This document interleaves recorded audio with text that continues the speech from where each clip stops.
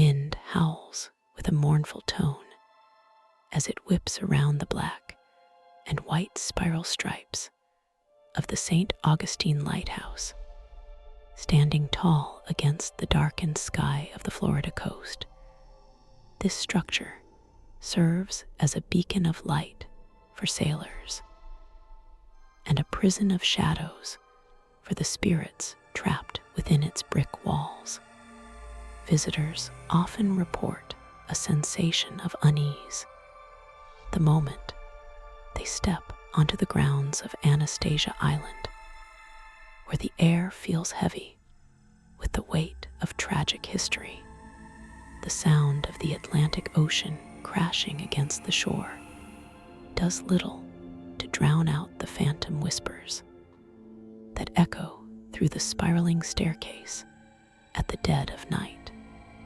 It is a place where the boundary between the living and the dead is dangerously thin, and the past refuses to remain buried.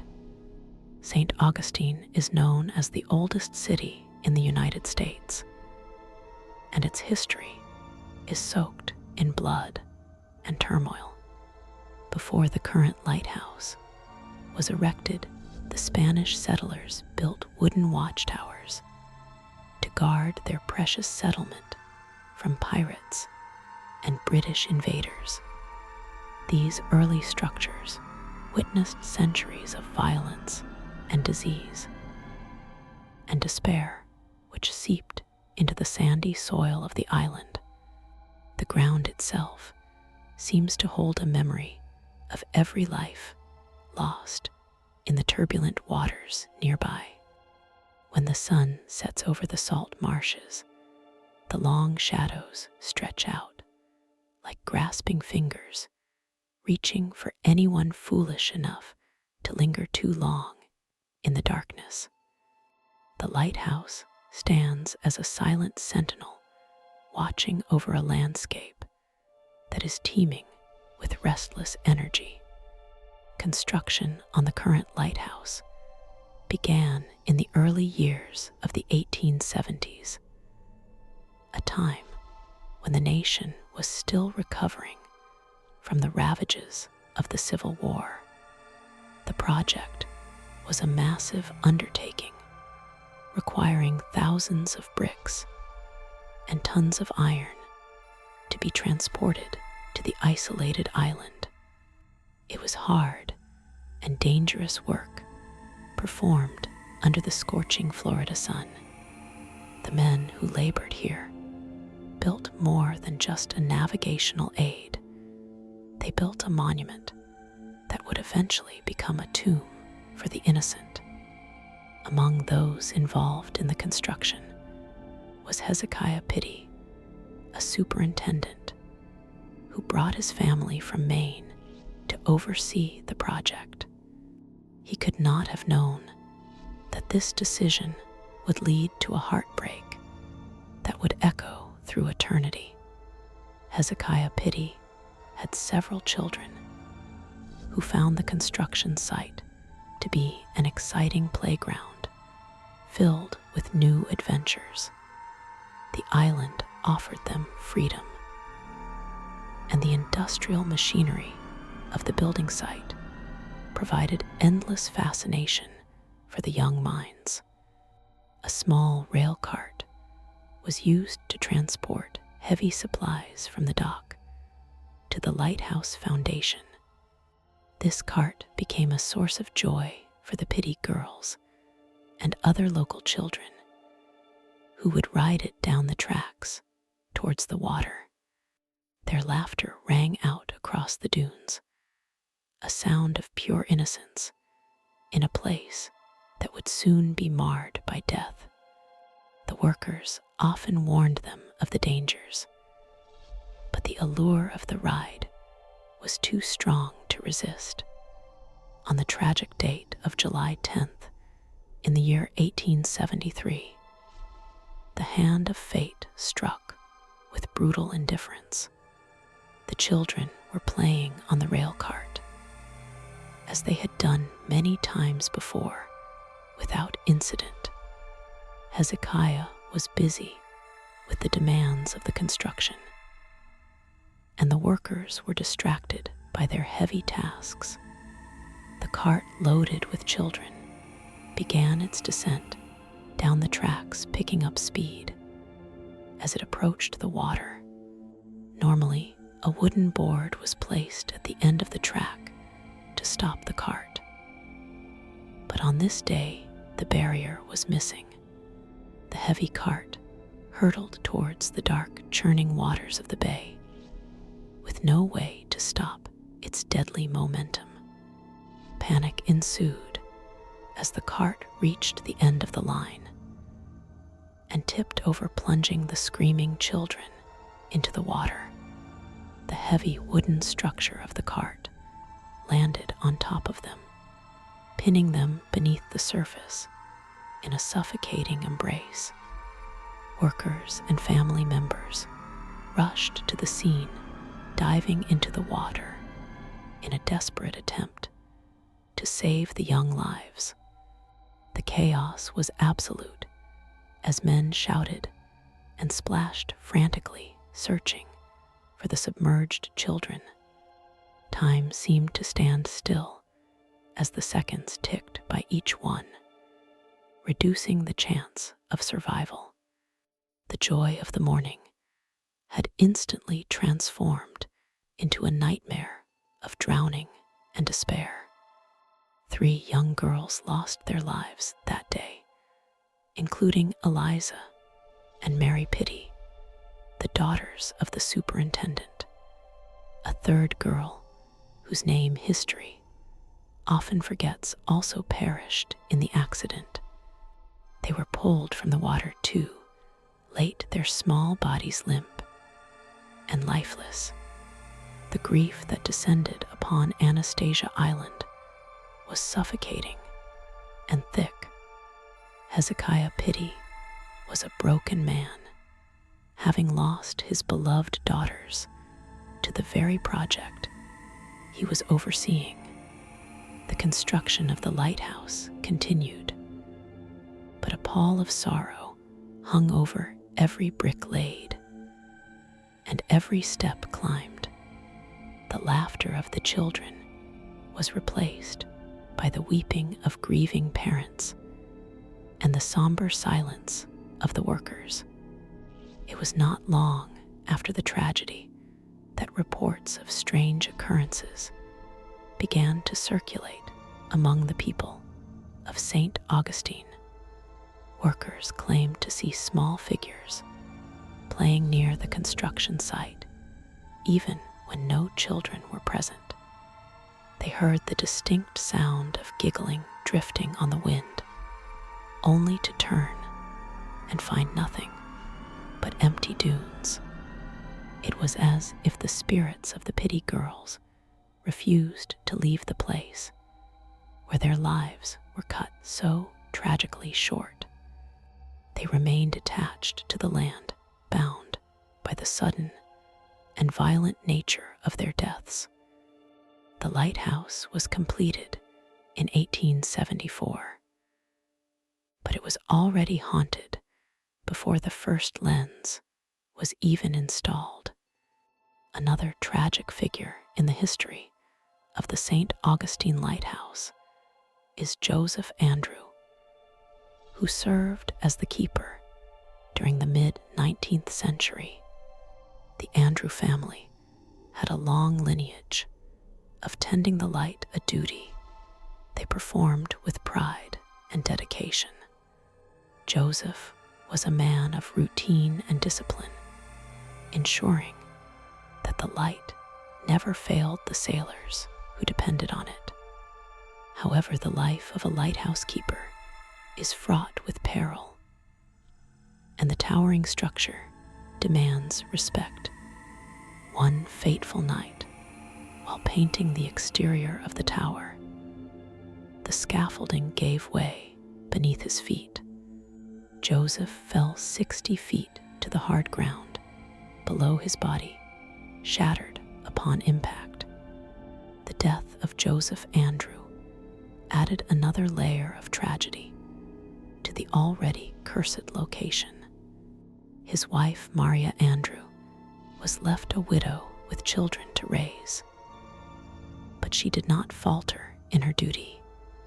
She took over the position of keeper, becoming the first Hispanic American woman to serve in the Coast Guard.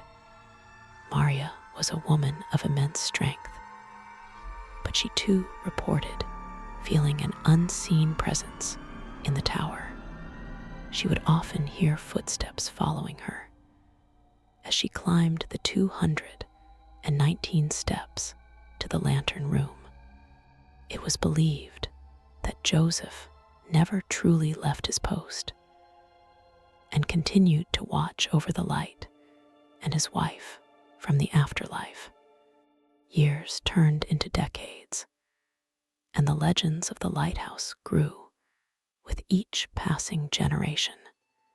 Keepers came and went, but the stories remained the same. One particular spirit known only as the Cigar Man began to make his presence known in the 20th century. Many believe this entity is a former keeper, possibly Peter Rasmussen, who was known for his love of cigars.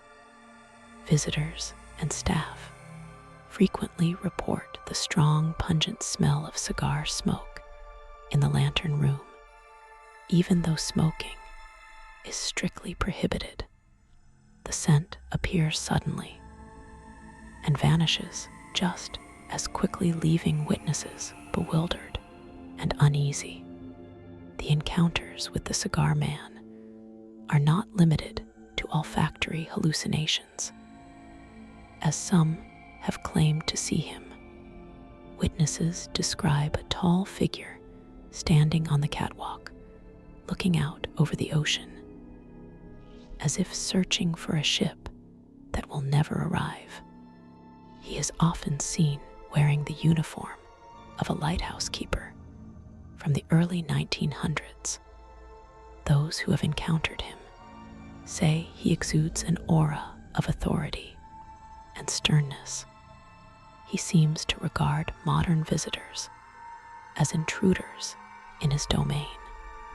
There are accounts of people feeling a cold hand on their shoulder or hearing a gruff voice telling them to get back to work. Inside the keeper's house, which now serves as a museum, the atmosphere is equally oppressive and thick with tension. The basement of the house is a particular focal point for paranormal activity. During the restoration of the building, workers reported tools moving on their own and heavy doors slamming shut without a draft. Shadows dance in the corners of the eyes, and a feeling of being watched is constant.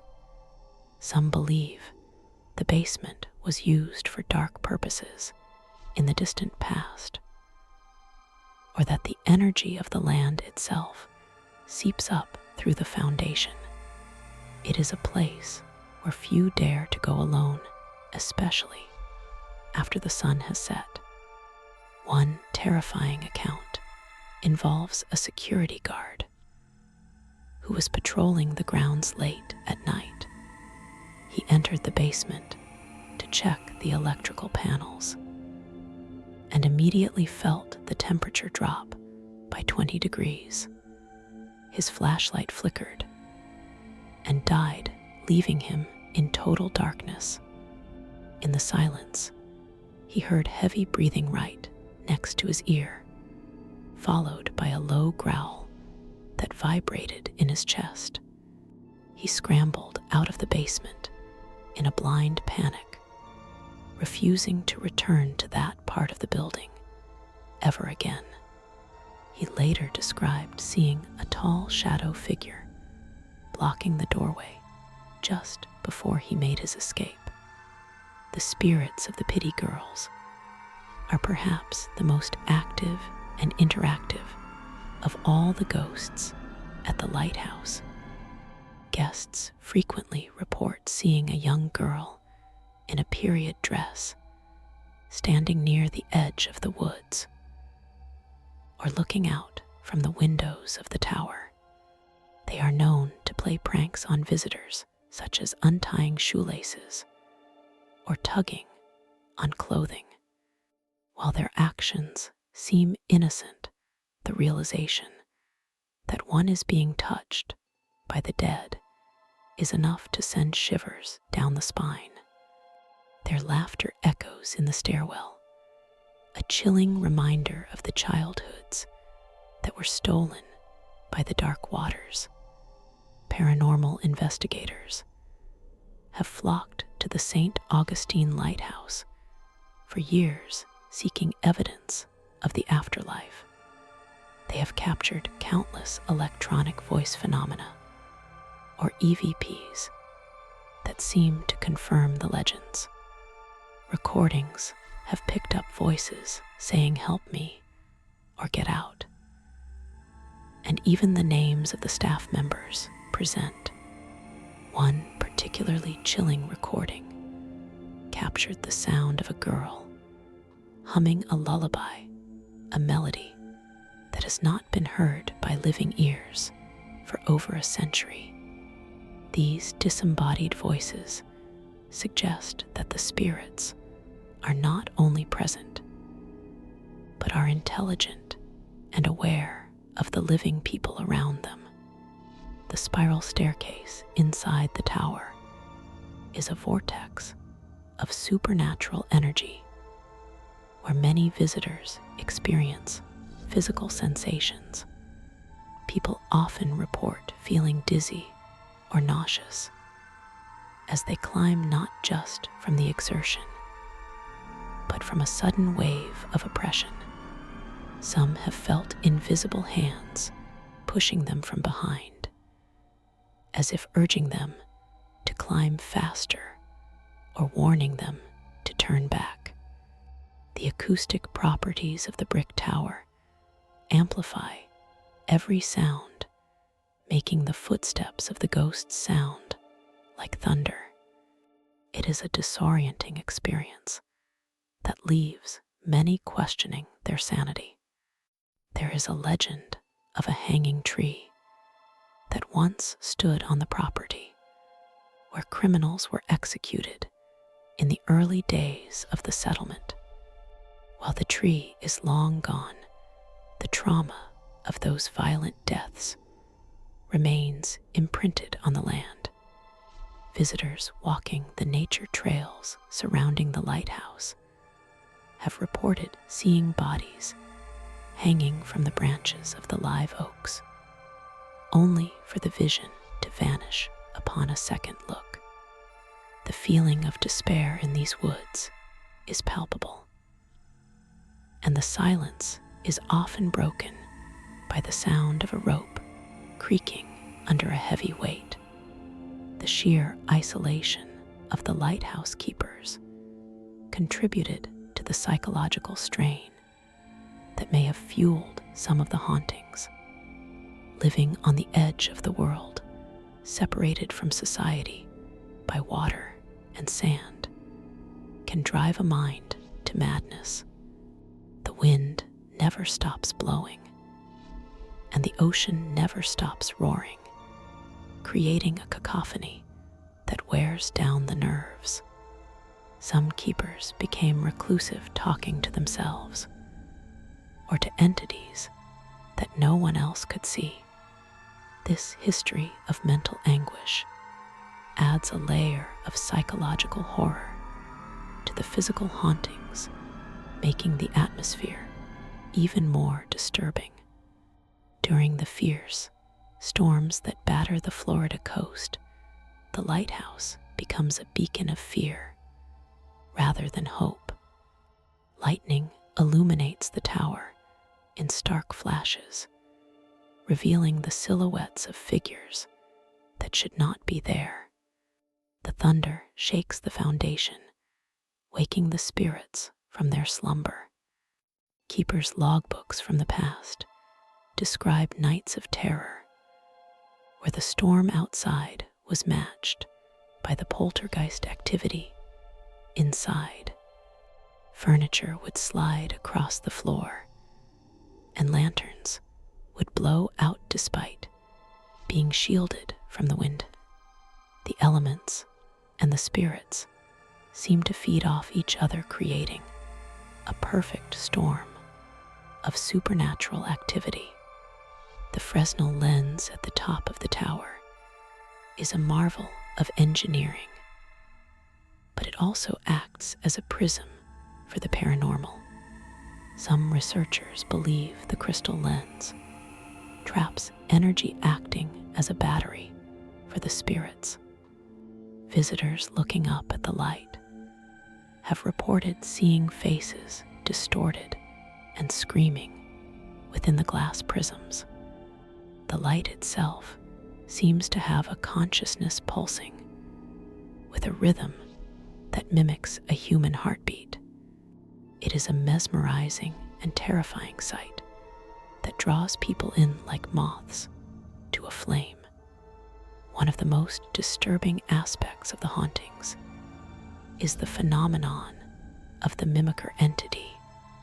This spirit is said to mimic the voices of living people, calling out names or repeating phrases in a mocking tone. Staff members have heard their own voices calling for help from empty rooms. This psychological warfare terrifies those who work there, making them doubt their own senses. It suggests a malevolent intelligence that enjoys toying with the living, creating confusion and fear for its own amusement. The history of the land goes back further than the Spanish to the indigenous people who lived and died on Anastasia Island. Their burial mounds and sacred sites were disturbed by the construction of the city and the lighthouse. Some psychics claim that the unrest on the island stems from this ancient desecration. The spirits of the indigenous people are said to watch from the tree line, silent and judging. Their presence adds a deep, resonant hum to the paranormal activity, a vibration that can be felt in the bones. The lighthouse is not just a building, it is a vertical trap for residual energy. Every tragedy, every death, and every moment of intense fear has been recorded in the stone and iron. Sensitive individuals often find the energy overwhelming, causing them to faint or flee the premises. The tower acts as an antenna, broadcasting the pain of the past into the present. It is a place where time is not linear, but circular, with the past and present overlapping in terrifying ways. There are stories of a woman in a blue dress who walks the grounds weeping into a handkerchief. No one knows exactly who she is, but she is believed to be a grieving mother or widow. She appears solid and lifelike until she walks through a wall or fades into the mist. Her sorrow is infectious, causing witnesses to feel a sudden wave of inexplicable sadness. She is a tragic reminder of the women who waited in vain for their husbands to return from the treacherous sea. The keeper's house has a room that is perpetually cold regardless of the outside temperature. This cold spot is believed to be the center of the hauntings, a portal where the veil is thinnest. Animals refuse to enter this room, and dogs will bark aggressively at the empty air. Staff members avoid cleaning this room alone, often bringing a partner for moral support. The cold is not just physical, it is a spiritual chill that penetrates the soul. Night tour of the lighthouse are popular, but they are not for the faint of heart. In the darkness, the senses are heightened, and the imagination runs wild. Shadows seem to detach themselves from the walls and move independently. The beam of the lighthouse cuts through the dark, revealing fleeting glimpses of things that vanish in the blink of an eye. Participants often leave the tour shaken, convinced that they were not alone in the tower. The skepticism of non-believers is often shattered after a visit to the Saint Augustine Lighthouse. Hardened cynics have left the tower pale and trembling, unable to explain what they experienced. Whether it is a touch, a whisper, or a full-bodied apparition, the lighthouse has a way of making believers out of everyone. The evidence is personal and undeniable, leaving a lasting scar on the psyche. It challenges the rational mind, forcing it to confront the impossible. Reports of the Pittee girls often include the sound of a ball bouncing on the wooden floors of the keeper's house. Thump, thump, thump, the rhythm echoes through the empty hallways. Security guards investigating the noise find nothing but dust and silence. It is a playful yet haunting sound, a reminder of the childhood games that were interrupted by death. The girls seem trapped in a perpetual loop, playing the same games forever. The entity known as the man in the basement is said to be darker and more aggressive than the others. Some claim he was a former worker who died in a fight, while others say he is something inhuman. He is associated with feelings of anger and hostility. People have reported being scratched or pushed while in the basement area. His presence is a warning that not all spirits are benign, and some harbor deep resentment toward the living. As the years go on, the legends of the Saint Augustine Lighthouse only grow stronger. The stories are passed down from generation to generation, keeping the spirits alive in the collective memory. The lighthouse remains a popular tourist destination, but it is also a place of pilgrimage for those seeking the unknown. It stands as a testament to the enduring power of the human spirit and the mysteries of death. The light continues to guide ships, but the spirits guide us into the darker corners of history. The psychological toll on the staff who work there daily is significant. They learn to coexist with the unseen, respecting the boundaries between their world and the next. They have developed rules and rituals to protect themselves, such as never mocking the spirits and always saying goodnight to the empty rooms. It is a strange and stressful workplace where the colleagues are not always living. Their resilience is a testament to their dedication to preserving the history of the light. There is a profound sadness that permeates the site, a feeling of unfinished business. The spirits seem to be waiting for something or someone that will never come. They are frozen in the moments of their deaths, reliving the trauma over and over again. This loop of suffering is what keeps them bound to the earth, unable to to move on. Visitors can feel this heaviness, a weight that presses down on the chest and makes it hard to breathe. The ocean itself plays a role in the haunting acting as a vast, restless graveyard.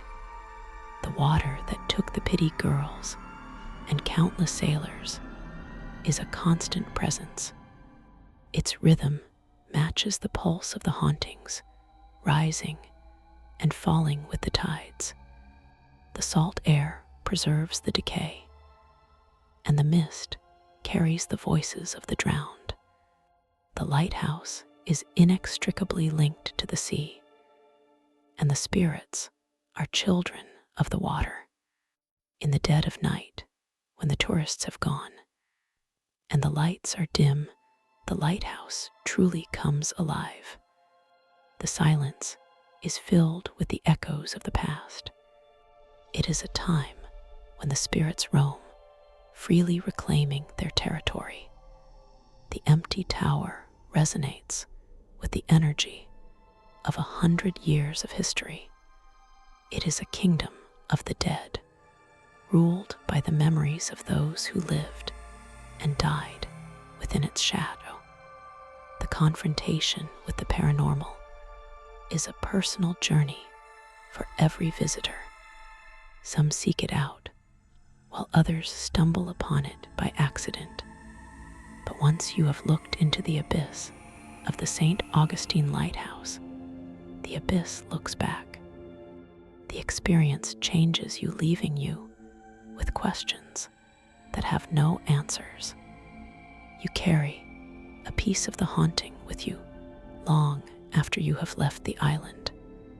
Ultimately, the Saint Augustine Lighthouse is a monument to the fragility of life. It stands tall and proud, yet it is built on a foundation of tragedy. The light that cuts through the darkness is a symbol of hope, but the shadows it casts are deep and terrifying. It serves as a reminder that while we may build structures to withstand the elements, we cannot build walls strong enough to keep out the ghosts of our past. As you turn to leave the island, you may feel a lingering gaze on your back. You might glance up at the catwalk one last time and see a dark figure watching you go. The wind whispers a final farewell, carrying the laughter of children and the smell of cigar smoke. The spirits of Saint Augustine are not just stories. They are a reality that defies explanation. They remain there guarding the light, waiting for the next soul to listen to their tale.